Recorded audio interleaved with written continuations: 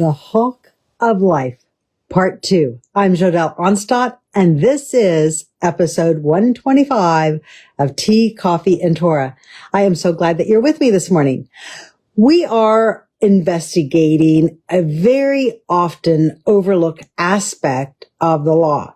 It is something that both Jews and Christians claim is outdated, no longer relevant, and has no application today.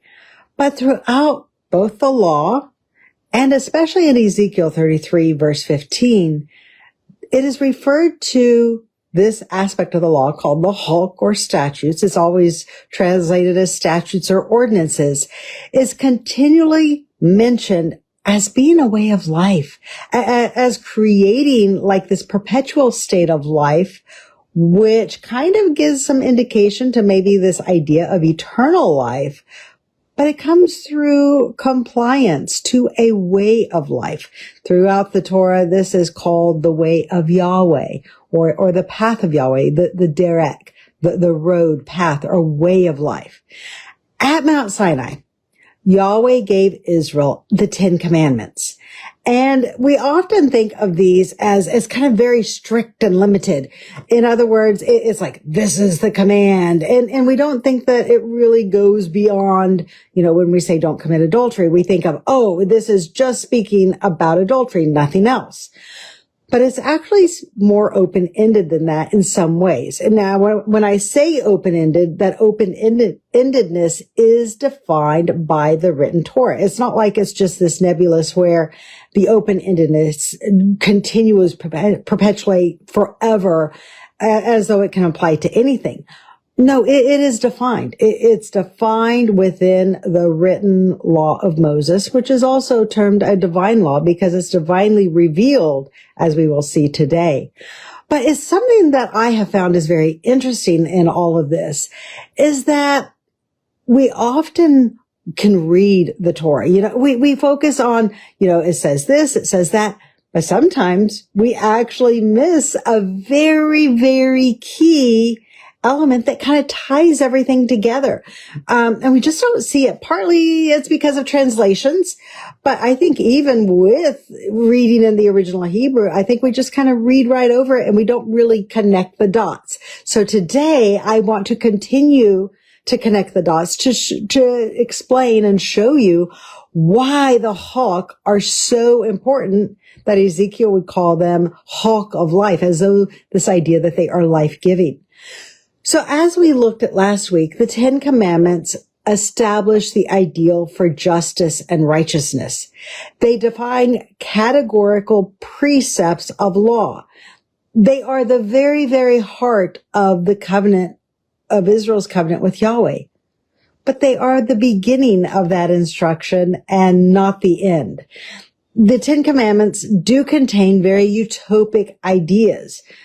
Love, don't have no other gods before me. Keep the Sabbath day holy. Do not kill. Do not commit adultery. Do not commit theft. Well, what does theft mean? And today, in past times we could say don't steal. And there was some universal understanding of that. Today, in today's modern world, the idea of theft is very debated, and I see a lot of commentary when you turn on the news, when even talking with people, go have a conversation with somebody. The idea of theft is very open-ended today, where people actually believe they are entitled to what somebody else has earned if that person is wealthy enough. So we kind of have this Robin Hood mentality. Now, remember, the setting for Robin Hood was the idea of this egregious disparity where the people were oppressed and the people were trampled upon and everything was stripped from them by a very tyrannical government. That's not really the application that we have today, per se, because today we just find that there's a degradation, a lapse of moral values where everything is kind of universal. No right, no wrong, just universal whatever I want for me, I have right to. So it really devolves into this survival of the fittest, where those who are strongest and can prevail. And this even goes in court because, yeah, you could commit a crime. You could steal from someone, but then you have to prove it in court. So then it comes down to who has the best attorneys, who can litigate the most effectively. And we see every day horrendous crimes that just get off scot-free or just with a barely slap on the wrist. So we can have utopic ideas. Like even the United States, we have a really wonderful constitution that in many ways, without the morality part of it, it does parallel many aspects of the Mosaic law. However, when we look at the 10 commandments or the 10 words, 10 matters, 10 categories of law, it is utopic and there's really no real world application. How do we apply don't steal? What does that mean? What is the breadth of that law? What are the limits of that law? Don't commit adultery. Well, what qualifies as adultery? Does just looking at a woman qualify for adultery? The penalty we are told in some parts of the Torah for adultery is actually a death penalty. If you just look at a woman, maybe she's drop dead gorgeous, she's kind of not dressed, or she could even be dressed very modestly, but she's just very, very elegant and very, very attractive. And something about her draws you to say, oh my goodness, this is a great looking woman. And the same for women. I mean, you see a hunk of a guy and a woman has to kind of do a double take. Does that count as adultery? So we have to really define these ideas, because if they are open-ended without any clear boundaries, I'm not talking about you have one boundary and you add a second one and you add a third one and you add a fourth one so you don't sin. That's not what I'm talking about. I'm talking about something that actually comes from Yahweh himself, where he doesn't leave us guessing. He doesn't leave us just out in the wilderness saying, okay, we have this great idea. How do we apply it? What we find is that Yahweh actually gives us the teeth of the law. So he gives us the very broad principles in the 10 commandments, the 10 words or matters, but then he gives us very real world applications so we can apply and we can create a society based on truth and righteousness. And we find these applications is established between a counterbalance within the law. So on one side, we have the choq, which are prescriptive. They are the parts of the law that enact. This is how you apply it through specific instructions as to how to meet each plan. But then on the opposite side, the counterbalance to that is that when those prescriptive statutes are violated, when we steal, when we commit murder, when we do the things that violate the law, then the judgments are there and they trigger, they go into effect as a means of mitigating, as a means of atoning, and as a means of holding society in these checks and balances so we don't end up in a situation where really we are today, where society can't even define what theft is. And sometimes you can't even define what murder is, because sometimes, if a person is killed and that person is of a particular race, oh, well, it's okay because this person, the murderer, has been oppressed for decades or centuries, and he was then justified in taking an innocent life. So we make all of these excuses, all of these rationalizations. Well, Israel's law prevented that. It had these stopgap measures so that the utopic ideal could be met through real world application.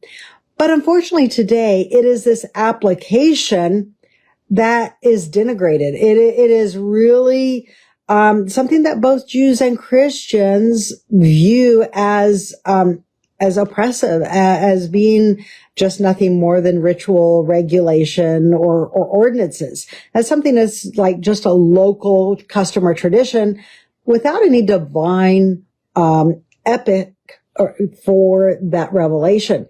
And that really throws us into chaos and division. So I really want to delve into this because I think as we go into this and you discover something that's been hiding in plain sight, like you read it over and over again and you don't even realize that it's there, it really makes it come alive. It makes it speak to us throughout time because it's timeless, and it allows us to have a very practical application for how we walk in this way of Yahweh.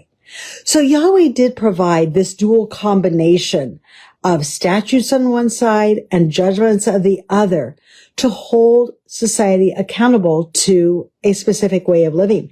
Last time, in Leviticus 19:34 through 37, we saw that the law established two things. Number one, it didn't tell us what it was, but it said establish a universal system of weights and measurements. This is something that's pretty standard for modern society today. Because when you have different weights and measurements, a lot of fraud can take place. When you have the universal standard, then when you go to a court of law, you can say, well, this is what was done, and it didn't meet the measurement or the standard or whatever weight I was supposed to be given. And it's a way by which you can pursue justice. Without those universal standards, you cannot pursue justice. The other aspect that was established within Yahweh's statutes is this idea of universal law for the land. Now, I want to come back around to this for a moment because there's another implication from this that we miss. Initially, Israel's priesthood was the only central governing body from Mount Sinai all the way through the judges period.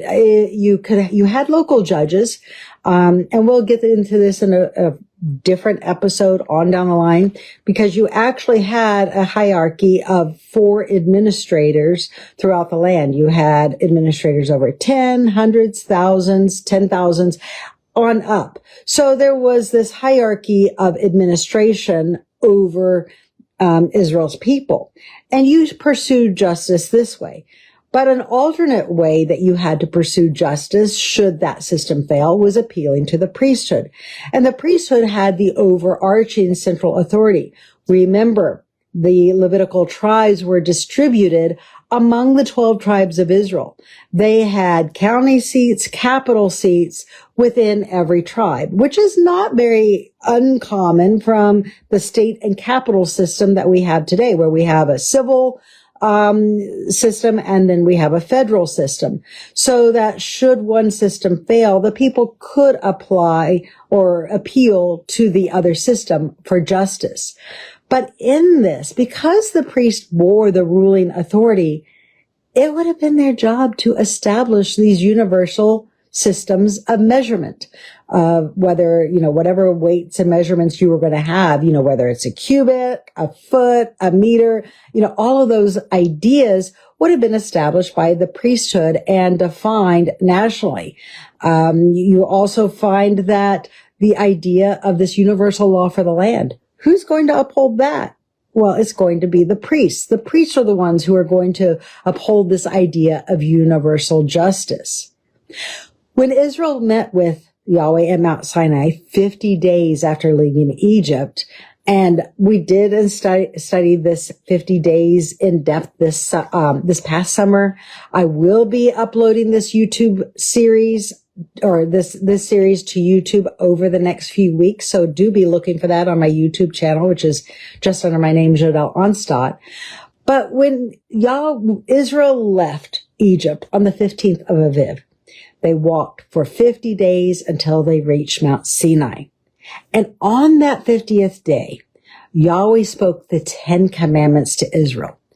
And, we often just conceive God as like this loving, kind of a big teddy bear, lovable God, where, in some ways it's this idealistic relationship, which isn't always realistic, because we are told that when Yahweh spoke to his people, when he desired a relationship with them, he desired his people to know him, He spoke with thunder and lightning, and it was terrifying. There was this loud blast of the trumpets. And when you read it in Exodus chapter 20, the people were petrified. They were so scared that they said, stop. So Yahweh got through the 10 commandments. They heard that much. We are told both in Exodus 20 as well as Deuteronomy 4 and 5 that Israel heard Yahweh audibly speak that portion of the 10 commandments. But he wasn't finished when Israel asked him to stop. They interrupted Yahweh and they said, please stop, which he did. But he had more to tell them, more to share with them, and more to tell them, because you have the utopic, but how do you apply the utopic so that it's yours and it functions for your society and it actually works in real world situations? So after Israel said, don't speak to us, Yahweh waited a week, and then he called Moses up to Mount Sinai. And have you ever wondered, the text states that Moses spent 40 days and 40 nights with Yahweh on Mount Sinai. What do you think they did up there? Was Moses just basking in this glorious ray of light? Etching the 10 commandments, which it says Moses came down. He came down with 2 tables of stone that contained the covenant, the 10 commandments. Did it really take 40 days just to do that? Logically speaking, Yahweh could probably do that in a matter of a couple of hours. You look at what we can do today with some lasers, that could be done in 5 minutes with a few lasers, on stone. So what was it that Moses did on Mount Sinai for 40 days and 40 nights? Well, Deuteronomy 4 verses 12 through 14 fills in these gaps. It tells us what Moses did on Mount Sinai, because Yahweh wasn't finished when he audibly spoke the 10 commandments to Israel. He had more to share, but because the people did not want to hear it, they refused to hear it, Yahweh revealed this. He taught Moses so that Moses could then teach the people. So this is what it says. Turn to Deuteronomy 4, verses 12 through 14. And Yahweh spoke to you in the midst of the fire. You heard the voice of the words, but saw no image or similitude. You heard only a voice. And he declared unto you his covenant. Here it is, Berto, which is the covenant. He commanded you to perform even the 10 matters or words, and he wrote them on tables of stones. Yahweh commanded, here the word is mitzvah. It's the same word used in Genesis 18:19. He commanded me at that time to teach you statutes, here, chokim, and judgments, umishtim, patim, that you may do them in the land where you go to possess it. So Moses is telling that Israel heard the audibly spoken words of the 10 commandments, but then after that, Yahweh gave Moses a command. He commanded Moses to teach Israel, while he was on Mount Sinai, statutes and judgments that Israel could do them in the land where they go to possess it. So we learned that during this time, this is what the time he spent with Yahweh. Moses spent 40 days with Yahweh, so he would know and could learn directly from God himself how to apply these statutes and judgments, how to give teeth to the law so it actually mattered. So it was actually relevant for society and not just some nebulous utopia. It's really interesting too that I find that this connection with Genesis 18:19, because the concepts are very, very similar. Moses in Deuteronomy 12 verse 13 says that Yahweh commanded him to teach statutes and judgments. Well, we find a very similar statement in Genesis 18:19 with Abraham. And this is what Genesis 18:19 states. Yahweh's angel says, for I know him, that he will command, here the word is the same one. It's titzvah. So it's the idea that or titzvah, command, depending on whether you use the vav or the wa, but it's this idea of commanding. The fact that Abraham will command his children and his household after him that they should keep the way of Yahweh, which is founded upon justice and judgment. This idea of righteousness and judgment. So here we have the consistency of the statutes and judgments that's being talked about by Moses, and it ties us all the way back to the days of Abraham. So this is a span of 430 years of a lot of consistency between what Abraham had and now what Yahweh is teaching Moses. So it appears that Yahweh is teaching Moses the very same thing that he had taught Abraham. And notice again in Genesis 18:19, here it states that Yahweh taught Abraham these ideas of righteousness and judgment, that Yahweh may bless Abraham and bring upon him what Yahweh had promised him. So this is a very fascinating historical perspective, because the very first choq, when we look at scripture, we're told that there are statutes and judgments, and this idea of statutes and judgments, again, as counterbalances. The judgments counterbalance the statutes. When the statutes are broken, the judgments go into effect, and it keeps society balanced so that you don't have, a society in degradation where you have all these laws on the book, but then nothing ever happens when they're violated. But again, it's this balance. But something that's interesting that I find is that when we look at the statutes, we often think of, the do's and don'ts. Okay, if you commit theft, this is what's going to happen. If you murder, this is what's going to happen. If you commit adultery, this is what's going to happen. We often think of those, and those are actually the judgments. They're not even the statutes. We often think of the statutes as simply being rituals, as being ceremonial law, as having no relevance to everyday life. But if that's the case, why does Ezekiel term them the statutes of life? Well, this I find is very fascinating, because the very, very first statute isn't really a do or a don't. It's not really tied even to justice per se, but it's tied to making and forging a people.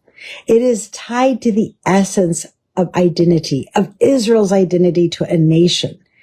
And I don't know about you, but I've read over these instructions many, many times and missed this connection. Because we as humans, and especially as modern society, we want, I hate to say it, but we want to make the law of Moses very irrelevant. We don't want it to apply to us today, because with that application, with that realization, comes the weight of accountability. A lot of times we tend to be ostriches who want to stick our head in the sands. It's like, oh, what I don't know won't hurt me. What I don't know, I can't be held accountable for.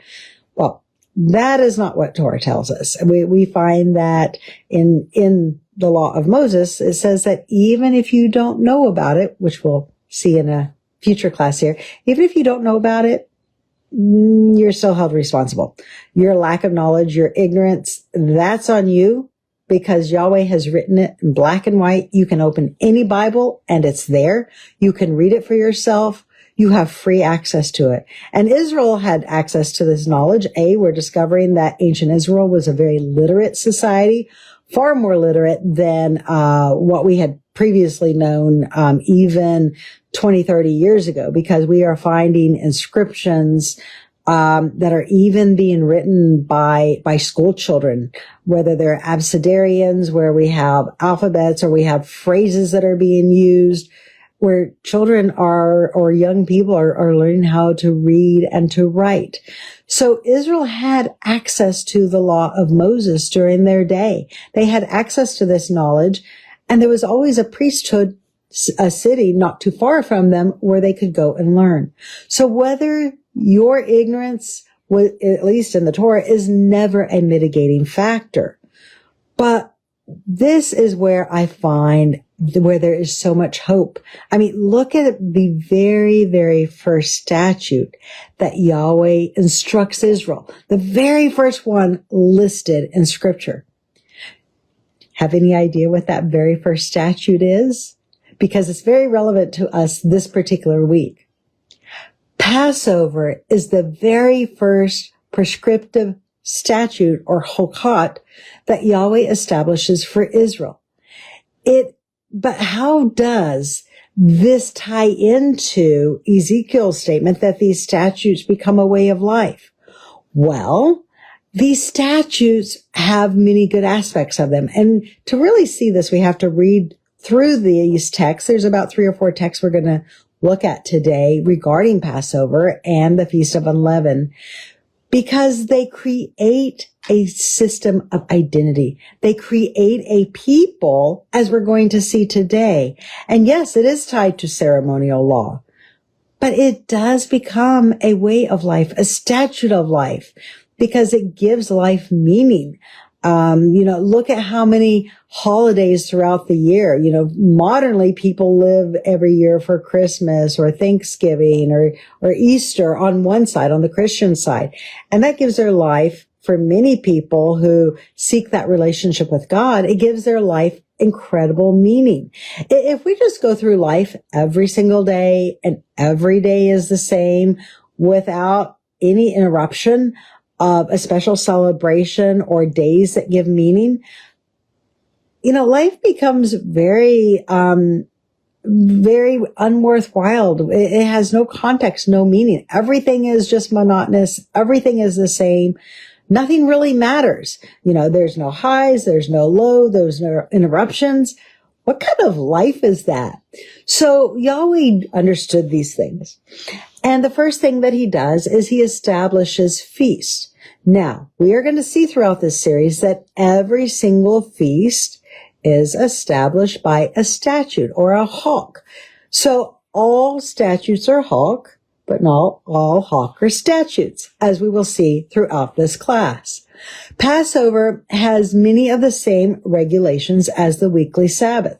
For instance, do not work and have a holy convocation. But interestingly, the Sabbath is never Passover, whether we look at the Passover meal on the 14th or the high days for unleavened or even the week of unleavened bread, none of those dates are actually termed Sabbaths or even Shabbatons. They are simply regulations. Now, the caveat here being, at the time this was originally given, the word Sabbath hadn't even been revealed to Israel, so they may not even have understood it had that word been applied to the high days for Passover and unleavened bread. We don't know. These are question marks in the text. But we are told very specific parameters for observing Passover and unleavened bread as the very first statute Yahweh gave to Israel. When we read through this text, I want you to notice the complete consistency that each and every time that the Passover and week of unleavened bread are referred to, every single time they are termed a statute. These are prescriptive ways of life by which we are commanded to live, by which if we do them, we will live in them and we will have life from them. So turn to Exodus 12, verses 12 through 17. And we're going to notice some ideas here. And we're going to only get halfway into this today. And we're going to come back to it again next week because of the fact that oftentimes there are two sides to this coin. And you can understand it on one side as having this application and on the opposite side of having a different application. We're going to see that throughout this series. So Exodus 12, verses 12 through 17. For I will pass through the land of Egypt this night, and I will smite the firstborn in the land of Egypt, both man and beast, and against all the gods of Egypt I will execute judgment. I am Yahweh. Now, this is very interesting because what is judgment for Israel? What is judgment for Egypt is a statute for Israel. So here's the two sides of that coin. Here we have a judgment for Egypt. Their firstborn are going to die. But for Israel, it's a proscriptive statute that preserves life. Verse 13. And the blood shall be for you as a sign or an ought upon your houses where you are. And when you see the blood, when I see the blood, I will pass over you, and the plague shall not be upon you to destroy you. And I will smite the land of Egypt. And this day shall be as a memorial. So here Yahweh is establishing a day for a memorial, to remember this day. And you shall keep it as a feast or a hog to Yahweh throughout your generations. Here's the key phrase. You shall keep it as a feast or hog by a statute. Here the word is choq, forever. So what type of law is Pesach and the Feast of Unleavened? The type of law, the division of law, is they are specifically a statute. And Yahweh enacts Passover, and we will see later on all the feast days by statutes. And these statutes, so then we're going to relate them back to the Ten Commandments, because remember, the Ten Commandments establish the utopic. The Ten Commandments establish the 10 categories of law. And again, modernly, we think of the 10 Commandments as being these ironclad. These are the commandments. There's nothing outside of what this actual statement is. But how do we apply it? How do we celebrate the Sabbath? How do we know what is keeping it holy unless we have the instructions in the other parts of the Torah, which we do. And we have teachings in the other part of Torah as to how to keep the Sabbath holy, as to what constitutes that.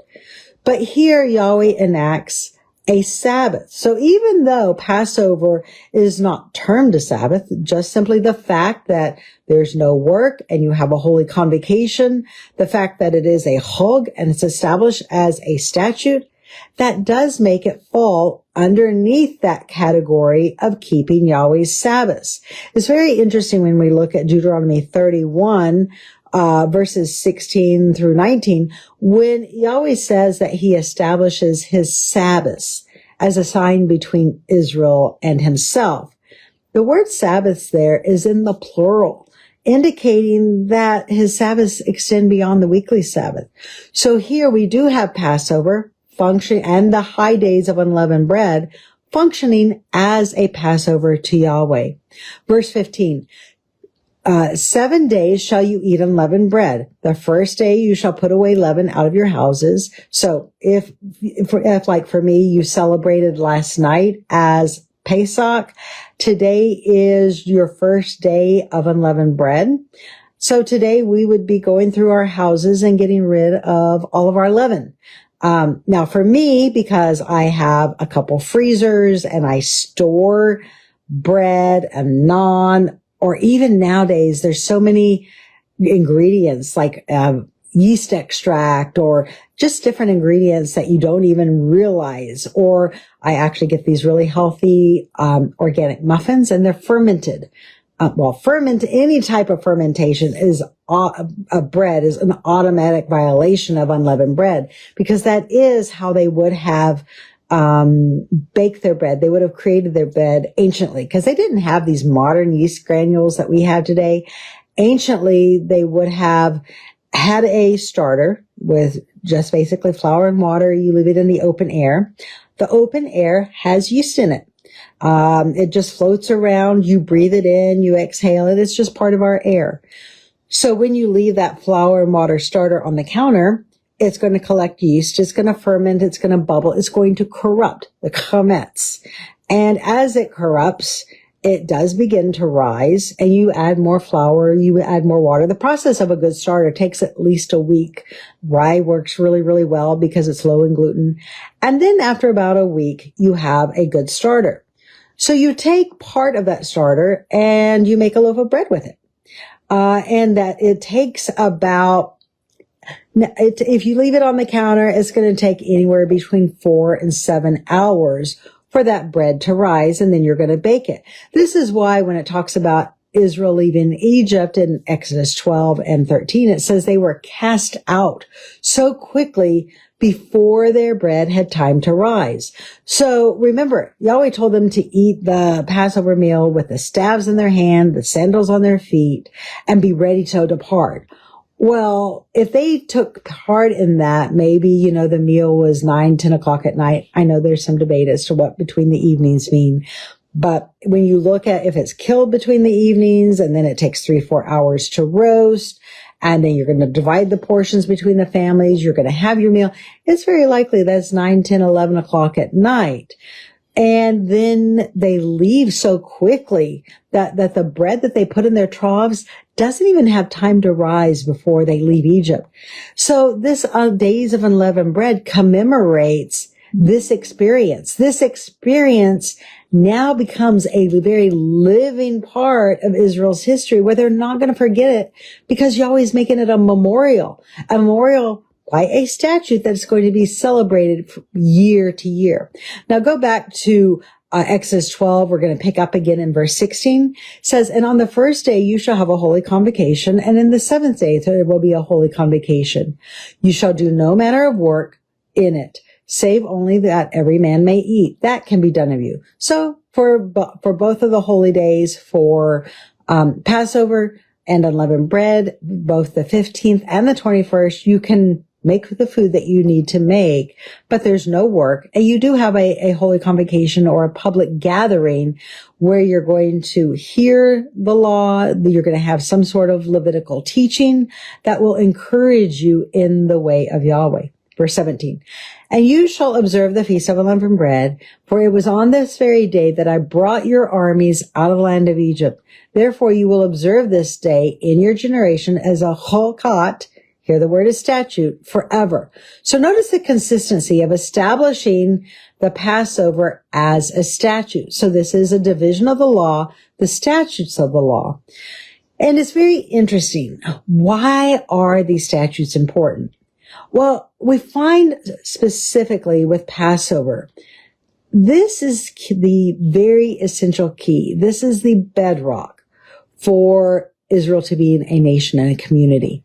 This memorial, it establishes the identity of a people where it provides cohesion. Even today, if you look, Jews today throughout the world celebrate Passover. It doesn't, most of your Jews, even if they're not religiously observant, that ceremony, that event is so ingrained in them and their history that even if they're not religious, they still keep a Passover in their tradition. Ephraim today is beginning to wake up a little bit, and they are beginning to return to Passover. They're beginning to realize that Yahweh's statutes have not been done away with. They are still a vital point of living, and they provide great meaning in life. Because when we have nothing, when we just throw all of these statutes out and say they're nothing but ceremony, they're nothing but additions to the law, every day becomes the same. Where's the meaning in life? Where's the joy? Where's the hope? Where is the ties to the past? When we don't know history, we're doomed to forget it and repeat it. But it is those ties to the past and that history that provides such meaning and joy for us today. And it forges us into a people with a common identity, a people with a common law, a people with a common sense of righteousness and justice. And I do mean common sense, because everything in the 10 categories of law, as well as Yahweh's statutes and judgments, establish common sense for the entire land. It doesn't divorce where you just have this arbitrary statute that, you just do it for the sake of doing it. I think that is something that as we grow and mature as a people today, we're finally beginning to realize that.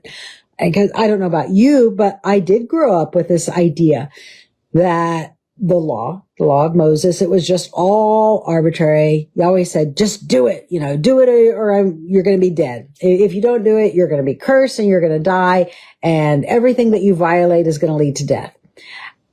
as I've matured and I've actually read what it says, I find that all of those are very childish ideas. It doesn't meet the test of what the law actually states.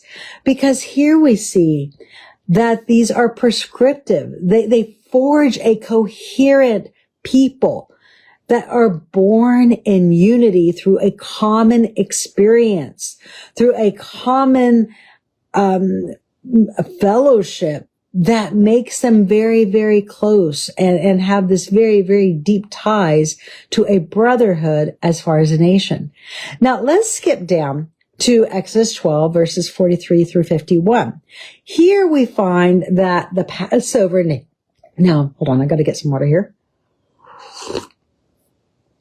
The Passover is reiterated to Moses and Aaron. And so here, this could be Moses or Aaron writing this text. We don't really know. But it is given as a choq, again, it's reiterated as a choq, where Yahweh establishes how the Passover is going to be kept in the future. And what we're going to see is that over time, during their time in the wilderness, Israel likely faced different issues. Well, what about this situation? Well, what about this? And as those questions arose, Yahweh addressed them during the 40 years in the wilderness, and they've been condensed today to be kind of in the same chapters so that the legislation that deals with this is nearby each other. We're not really given the full story as to why these discussions were relevant, but certain situations evidently came up for these clarifications to be made. But notice the justice in these regulations and how Yahweh applies it. And notice how consistent it is with what we saw last time in Leviticus 19:34 through 37, where there's one law. Remember we saw that last time? One universal law for all the people of Israel. So turn to Exodus 12:43 through 51.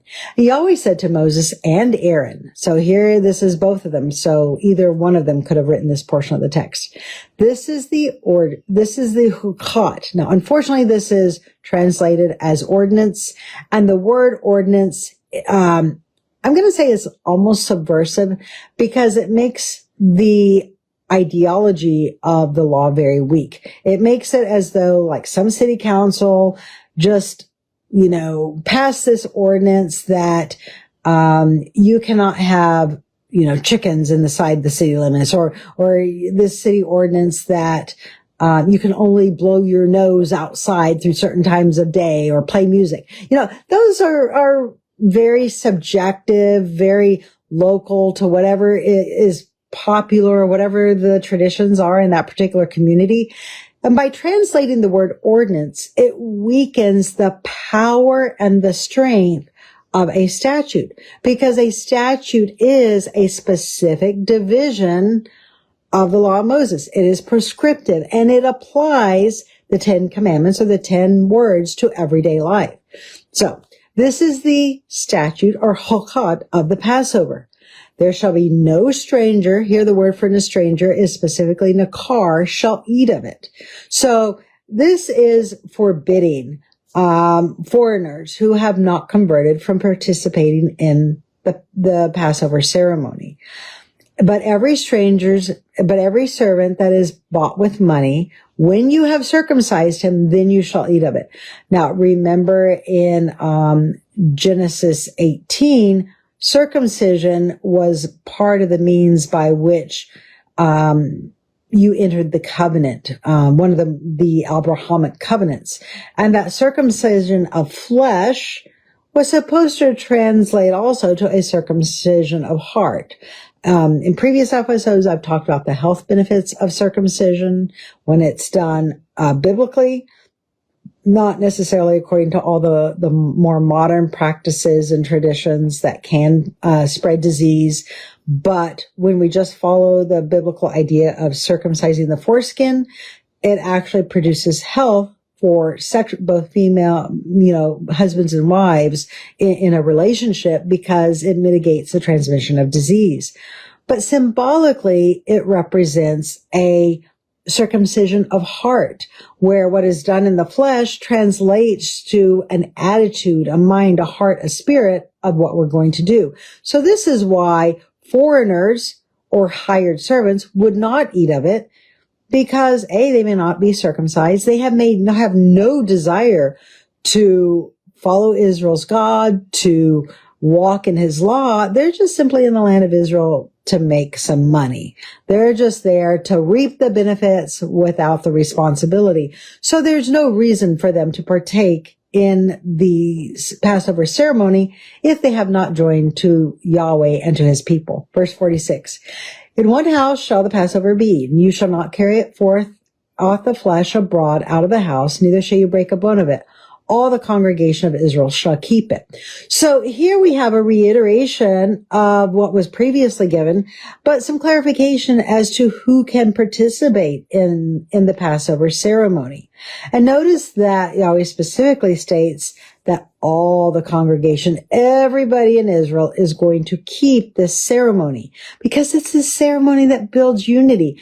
Just as those of us today, say in the United States of America, we celebrate the 4th of July every single year because it celebrates our national independence. Liberty is a very, very key idea to Americans. The idea that government is constrained by the national constitution. They can't overstep their bounds, theoretically.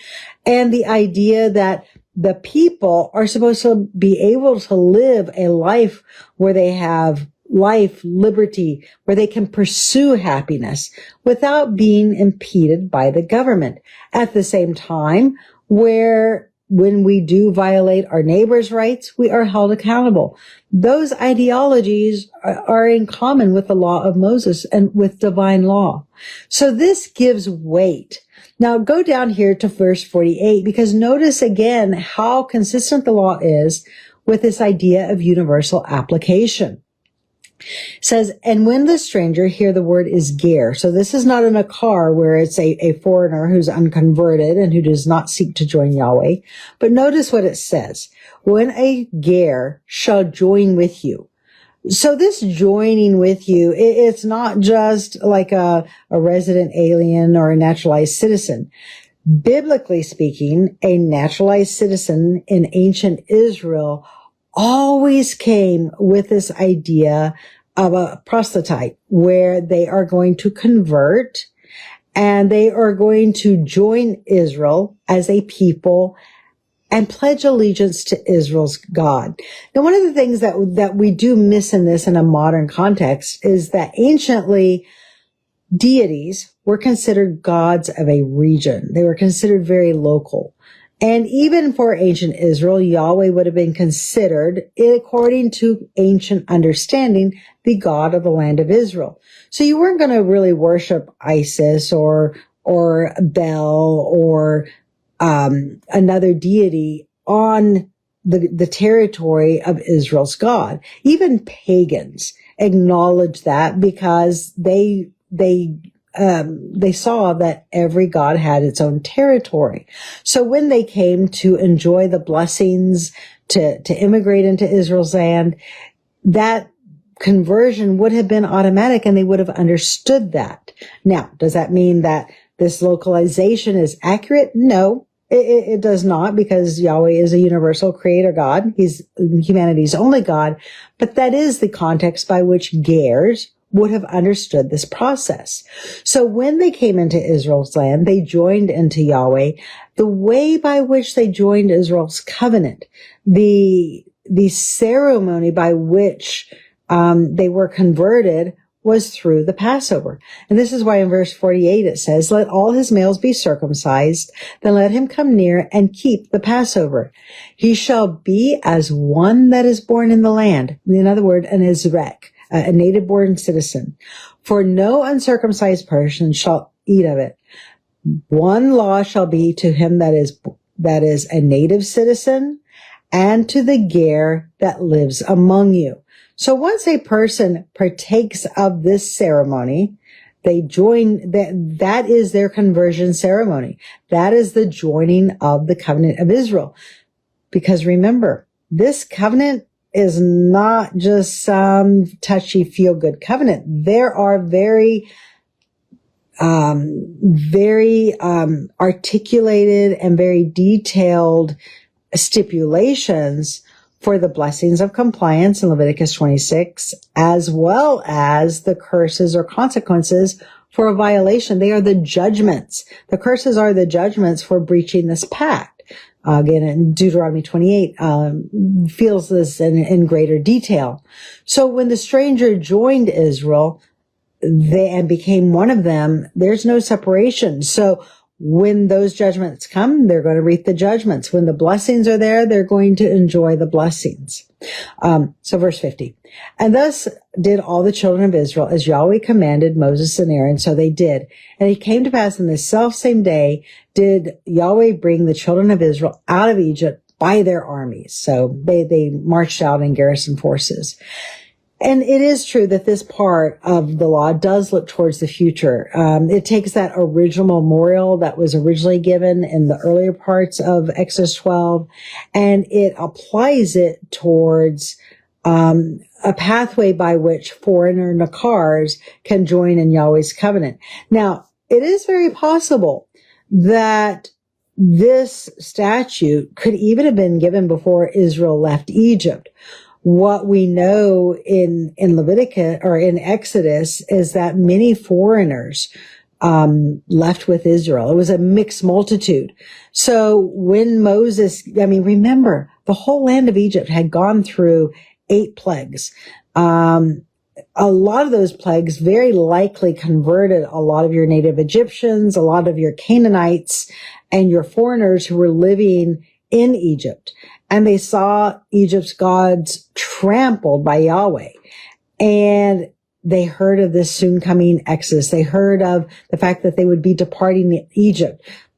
Because remember too, that the corvée labor, the slavery and the taskmasters, that wasn't just limited to the Israelites or the Hebrews. It was to all foreigners that were residing in Egypt outside of that elite power base. Everybody was subjugated, and there was this universal suffering under slavery. So with this, there were a lot of people who joined with Israel. Archaeologically, when we look at this, we see a massive, right at the end of the second intermediate period, there's this massive collapse of civilization where this huge labor force just leaves Egypt.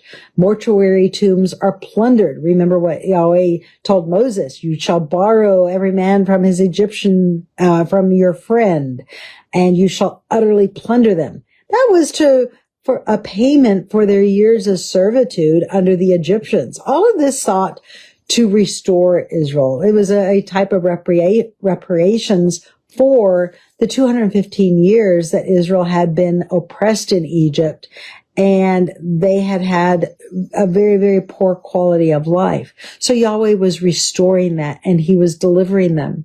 So even before Israel left Egypt, you could have had all of these strangers, these foreigners coming and saying, we want to participate. We don't want our children to suffer when, this plague, or when, the death angel, or however you conceive it, when this plague comes across our land, we want to save our firstborn. How do we do this? So already you have these nations looking to Israel, seeking to know how to join the covenant. So it is very possible that before they ever left Egypt, that there was a need to stipulate a way by which foreigners could join Israel's covenant. And that is indeed what happened. Now, next time we are going to continue our examination of these statutes, of these choq, because we're going to get into some errors of application, some errors of categorical law, where we apply them as simply ceremonial rituals, and we miss the importance of them. We miss how they can create a better life for us and make our life better. And I am really want to challenge you throughout this series to consider this application of taking a utopic preceptual idea and applying it to law. I encourage you this week, read through Psalms 119. Look at how David took the concepts, the universal concepts and precepts of the Ten Commandments and applied them to the statutes. He applied them to real world applications and he fell in love with them. He fell in love with the way of life that was described in the way of Moses and how it creates a society of peace, of justice, how it brings clarity to real world applications, and it makes life very worthwhile. So as we continue this series, we are going to discover some very, very interesting parallels where it's going to really challenge this idea as to whether or not the statutes or the ceremonial law is just ceremony and ritual. And it's also going to reveal that every single choq, every single statute in some way would bring the Israelites in contact with either the tabernacle or the priesthood. So this becomes very, very fascinating as we seek a greater understanding as to how to walk in the way of Yahweh. Because what if they're not just rituals? What if this is a system that is intentionally designed to keep every individual constantly connected to Yahweh's presence? And these statutes, these prescriptive statutes that establish righteousness and how to take the Ten Commandments and actually live them for a holistic and a very common sense, real world application way of life. What if that's the end goal? And this is part of a system that can breed peace and harmony to our world today. And it is the vision of Yahweh's future restoration of Israel. Join me next time as we go into episode 3 of the choq of life. From my home to yours, shalom.